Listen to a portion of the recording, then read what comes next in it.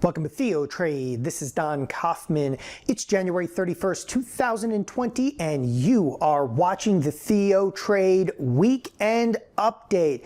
You know, I'm just a few moments after the cash close here on this Friday afternoon with a fairly extreme trading session that has prevailed. Again, throughout the course of this week, we saw, well, volatility all over the place. Everything from sell-side activity on Monday. We saw some rip and rallies. But here on Friday, we have entered again into what I would kind of term the extreme. I call it the extreme simply because this is now the third week in a row that we've smashed, okay, the expected move. Now, I'll cover more on that front here momentarily as we get into some of the charts and a few of the trade ideas. That is, again, it's of critical importance. I mentioned it last week. I mentioned it the week before. In fact, last week, the theme was, will this sell-side activity persist? Well, I think we got our answer. Now, before I go any further, okay, into any depth about the marketplace as a whole, there is one overwhelming theme, okay, that I want to bring to you. And that is, even though we've just seen a day where the S&P's closed down roughly 2%, net people were unscathed. Take a look at the S&P on a year-to-date basis. You're going to find it's down like what? A whopping 1%. So here we are at the end of January. We're sitting, the S&Ps are down 1%. The Nasdaq, specifically the QQQ, is still up, okay, on the year over what? It's about 1.5%. So again, net, I'm saying like, all right, we hit some extreme sell-side activity, okay, but again, we're rather unscathed as a market as a whole. And we're going to look at some sector comparisons, and we're going to look at some index comparisons here momentarily. There are some unsettling areas, okay, in those comparison charts. Another aspect that I really want to bring to your attention before we jump into the charts and a few trade ideas is, I think a lot of people are going to sit there and, other than question the winner of the Super Bowl this weekend, they're going to question, again, is this going to be persistent? It's the exact same question that we had last week, is selling going to persist? And again, this is kind of, some extreme sell-side activity really prevailed today. And you're not going to find that answer looking at a chart in the S&Ps. You're not going to find an answer. There's no, Fibonacci's and Bollinger Bands is going to give you the answer. But one of the aspects that I really want to resonate with you, okay, and that you may find, okay, the answer in, it's the yield curve. We're now going to be looking at an inverted yield curve, right? The last time we inverted in the yield curve, everybody starts to panic, but we just heard from the Fed, and the Fed, everything is okay, but we have an inverted yield curve, and if that, people, is a sign, the inflation, or I should say reinflation trade is done, okay? What do we have at this point to sustain the markets? That is just a huge piece of risk that is going to be out there in the very near future. With that, let's get to a couple of charts and a few trade ideas. To the charts and trades, let us begin here inside of the SPX, often I call the mother of all products. Now, before I go any further here into the SPX, I just wanted to note what we're talking about in terms of expected move. There are some individuals that may be brand new that have never actually heard this terminology, expected move, before. But expected move, okay, is the range denoted by the options market on a week-to-week basis. Quite simply put, if you look at the range that's expected, okay, in this next week of trade, again, first week of February, we're looking over here at an $81 move expected. That's $81 higher, $81 lower. Again, before I go any further into this, let me show you where I actually got that from. Right here, okay, on the options chain, specifically on thinkorswim, okay, over on the right-hand side, it'll denote what is termed expected move. If you do not have thinkorswim, basically what that calculation happens to be the expected move in the next 7 days, okay, it's like averaging all the option prices effectively together, but you could use an at-the-money straddle in lieu of expected move. Now, what we've been tracking for a considerable period of time, and I say considerable period of time, we can actually pull up a 3-year, and we've been looking back at expected moves, okay, literally for 3 years. In fact, we have a study that we built that we can go back, okay, infinitely into time. Nevertheless, over the last 3 years, okay, one of the aspects that we've noticed time and again happens to be what we term efficiency and inefficiency, okay, inside of the broader marketplace. When we talk about efficiency and inefficiency, first and foremost, let me highlight a couple of aspects on this particular chart. Now, I'll zoom out and kind of just zoom back into a little bit more of recent trade. What we have here, okay, are some highlighted candles. Each and every one of these highlighted candles, okay, is when we've actually breached, if you will, what the market was anticipating us to move, okay? Those breaches are, if you will, the marketplace, and that is the options marketplace, which is literally billions and billions of dollars, specifically in the SPX, okay, that go into pricing the options, right? Supply and demand. This is not just some monkey behind a screen that's trying to price this thing. It's billions of dollars that make these markets. And they're getting it wrong. You got to think, when you breach the expected move, all right, those breaches are costing firms tons of money, and it forces them to hedge. Well, we have noticed, okay, over time that we go from these periods of like wild inefficiency with the market, it literally starts to rip apart at the seams. And then, okay, we contract. And we had not seen a major breach of expected move, okay, really since about August. There's a couple of like mild, like rounding errors in here. But all of a sudden, we go through, all right, what is and amounts to the last, 23 weeks with absolutely no breach of expected move, right? And yet here we are. And when I say here we are, okay, that's a breach to the upside. This is a decent sized breach to the downside. And then, of course, today here on January 31st, again, a significant breach to the downside. So it is very evident at this point and moving forward, okay, that the markets, as I say, coming apart at the seams, okay, and you can anticipate a lot more volatility. Now, volatility these days, that can mean rips to the upside, rips to the downside. Nevertheless, okay, what you need to take away from this is, well, first of all, they expanded the volatility quite considerably for next week. Now we're looking at an $81 anticipation of movement, okay? And with an $81 anticipation of movement, like you literally have to like zoom, okay, on this chart to see this. That marketplace is going to rip higher, rip lower, okay? But strap in. It's going to be Mr. Toad's wild ride once again in this coming week of trade. Now, I'm going to leave it at that with the SPS expected move. I'm going to talk about it extensively in the coming week because, well, I got to show you again. We hit the expected move. This past Monday, we literally hit it. And if you've ever had a question about expected move, if you've ever questioned it, be like, is this thing really effective? Okay. All you need do is go back and look at this last week of trade. Even take it down to an intraday. We stopped on a dime on the edge. Okay. 32.43. 32.43.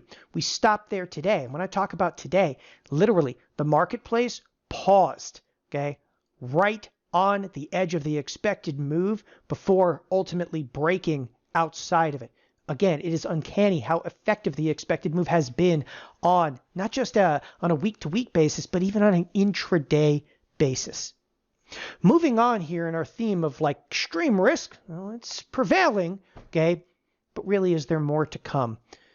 Next thing on the list has got to be undoubtedly the bond market. Now, I can go into an extensive conversation, but this is one that we've already had. In fact, I talked about this a couple of times throughout the course of the week, not only live on TheoTrade, but also on the evening videos. The bonds breaking to the upside, all right? Okay, no question over here. We even are seeing some pretty massive amounts of volume on those bonds. It's getting nerve-wracking, and it's not, to me, a lot of people don't necessarily grasp the bonds, grasp the interest rates. Now, I've been calling for interest rates to break lower for a considerable period of time, okay? But now people, they've even crested through what I anticipated. I anticipated a few weeks ago the bonds coming back to 1.6%, okay? And again, if you don't read bond geek lingo, what we're actually looking at over here is the TNX, and the TNX is the 10-year, okay? This is the 10-year, and this 16 over here is representative of 1.6%. And that's pretty much where I figured we'd fall for a period of time. We've actually shot through that. So maybe, just maybe, okay, in this coming week of trade, we see a little bounce back to that 1.6% and kind of mellow out over there. But for right now, this is going to be the talk of the town. When you think about like, Wall Street, what traders are talking about right now, this is everything. I mean, effectively what you're looking at here in interest rates, they've crashed down. And that's why one of my last comments on the video portion of this, I said, the reflation trade is dead. Reflation trade basically means like interest rates are going to go back up a little bit. Everything's going to be hunky-dory. There's no chance of a recession. And all of a sudden, okay, you started to see some sell-side activity just permeate into the markets last week. In fact, it was last Friday. I was doing this video here on January 24th. We saw the marketplace start to change a little bit. Things got a little bit volatile. Here we are a week later. The yield curve is completely inverted. And that's why I'm telling you, I mean, we're trading right now pins and needles, okay? This is really, really dangerous turf because once you get the yield curve inverted, immediately, that's your recession indicator. And from a recession indicator, everybody's going, we got plenty of time. Listen, when it comes to the yield curve inverting, okay, then you start to look at equities, right? The yield curve is going to draw everybody's attention towards like the spiders. And when you look at the move that we've had from October to pretty much present, okay? And I was saying this in the video portion as well. Like we're pretty much still unscathed over here. But if you look at that up move and the magnitude of the up move, right? Yeah, this is like we've made a little scratch on the surface here. But once that yield curve inverts, okay, this is where really big money managers think to themselves, I'm just going to take one step closer to the door, okay? And that door being the exit stage left.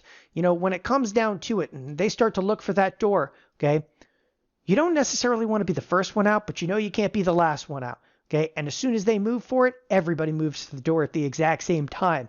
And that's why I'm telling you to fear the bonds. The other aspect, again, that really looms large with me, big picture, the selling has been minimal, okay, on a percentage basis. When I'm talking about a percentage basis, let's actually pull up, okay, the QQQ.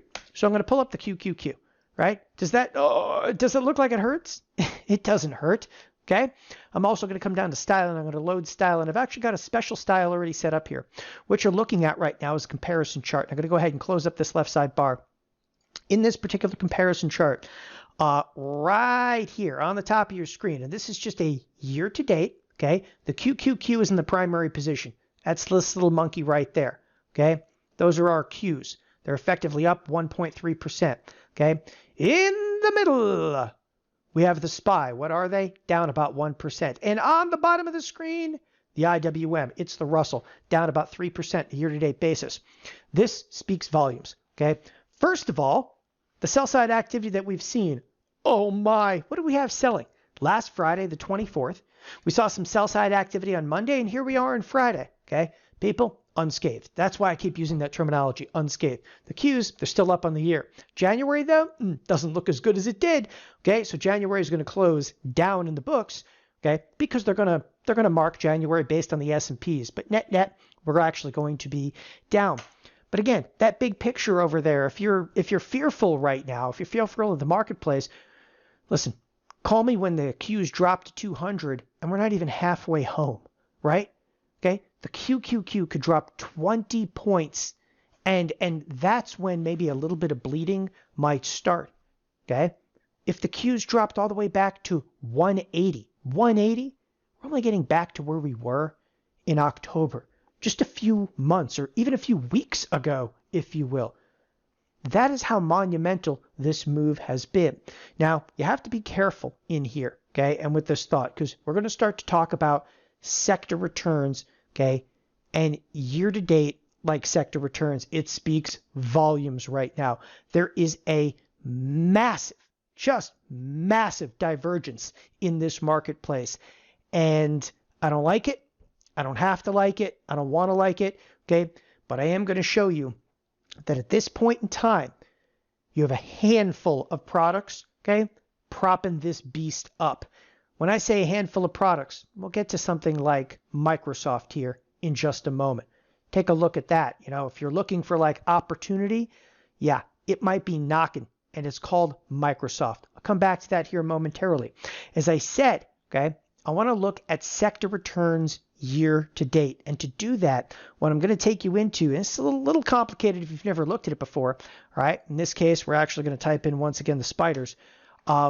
This is a year-to-date comparison chart, just a year-to-date comparison chart. And again, what is it displaying? Well, there's all kinds of things it's displaying in here, but I'm going to tell you right now, when you do a comparison chart, there always has to be a start point. Now, the start point is where everything kind of diverges from, okay? But it starts at a singular. We're talking like the Big Bang Theory over here. It starts at a singular and kind of radiates out from there. What's insane, okay, about this comparison chart, and I'm going to click around on it a little bit so you can see it, is these are major sectors. Now, they're sector ETFs, and I'm going to give you an example. Like I have the XLE on here. That's what this is all the way down below. What's the XLE? Okay, the XLE is none other than energy sector. That's your Exxon Mobils, your Chevrons. It's hideous. Okay, it's a nightmare right now. It's down basically, okay, almost 12%. But look how huge the divergence is. That's down 12%. Now, what's this little monkey up here? Okay, that little monkey up there. And I know everybody immediately thinks to themselves, it's got to be tech, it's got to be tech, it's got to be tech. Oh, please be tech, please be tech. Yeah, no, it's not tech. It's actually the XLU. It's the utilities. That's when you should stop and think to yourself, uh-oh, this is serious at this point. You have the utilities, okay? Somebody knows something. They're buying utilities, okay? Yeah, tech is actually up there too. It's the XLK, but the XLK looks like it's in the midst, okay, of a hideous beast move to the downside. What else do we have, okay, in here? What's the third most successful sector? XLP, another one. Uh-oh. Okay, what is the XLP? A lot of people don't necessarily know these. Okay, oh, you're gonna love this. Can you see it over there? It's consumer staples. Walmart. Okay, do you realize like your Walmarts and so forth, okay, are performing right now at par with most of your technology companies? And yet at the same time, utilities. Oh yeah, utilities is the place to be. Think about what we're telling you here, because the sector returns year to date. Now I can't stress this enough. XLU, okay, XLP, you know what? I threw TLT in there. You know why I threw TLT in there? TLT wasn't even one of the sectors that I had up there, but I had to show you this because the TLT is up, okay, 6.5 because it's not considered. This is the bonds. These things are not considered a quote-unquote sector inside of the S&P 500. But when you see utilities, when you see bonds, when you see consumer staples, this is the crap, okay, that fund managers run to when they know the crap is about to hit the fan. Okay, the yield curve has inverted and they're already into these products. It's dangerous now. That's why I was saying extreme risk prevails. But is there more to come? Yeah, based on this, okay, everybody's earning duck and cover. They're already getting under the desk, rocking back and forth. And I'm going to tell you, a lot of people, they're going to be left, okay, in those S&Ps. As I said, you can't be you don't want to be the first one out the door, but you definitely don't want to be the last one. Turn off the lights on your way out, right? Next, volatility, okay? Just looking at what we term like the volatility complex. Volatility, all right, you could look at the volatility futures to your blue in the face, but the volatility futures, they got pretty interesting today because they are inverted as well. So what we're saying with the volatility futures, I'm just going to put this in very simple terms. Okay, the volatility futures say risk is now. Risk is now. Risk is everywhere. The short duration, okay, or front vol futures with 19 days left spiked all the way to 1830. 47 days out, they've actually dropped to 1785. I say drop, they're up. But again, we're in an inverted volatility stance, which says risk right now, literally right now, the risk is greater than it's going to be, for instance, 200 days out. It almost doesn't make sense. That's because we're in the throes of volatility. And it's actually one of the marquee signs of volatility. And once these volatility futures invert, it changes the nature and the way, okay, that hedgers or market makers would even lay off risk. So be aware of it. Now, I know everybody looks at the VIX. You can look at the VIX again, all day, all night, even apply a couple of MACDs and Fibonacci's on there. It's not going to tell you anything. What you may actually get something out of, though, is if you look at the VVIX, okay, the VVIX is interesting because it spiked, it got above the 112, and it actually dropped a little bit, okay? So if there's a positive sign over here, okay, the biggest hedgers out there, they kind of backed off. But nevertheless, a VVIX at 105, 106 kind of territory is still, okay, you're kind of in the midst of extreme. When you get the VVIX above 110, okay, totally duck and cover. Basically, above 110 is the most extreme of marketplaces. You need to be aware of that. We're not exactly there, though, but we do have inverted volatility futures along with bonds that are absolutely ripping in an S&P that closed down roughly 2%.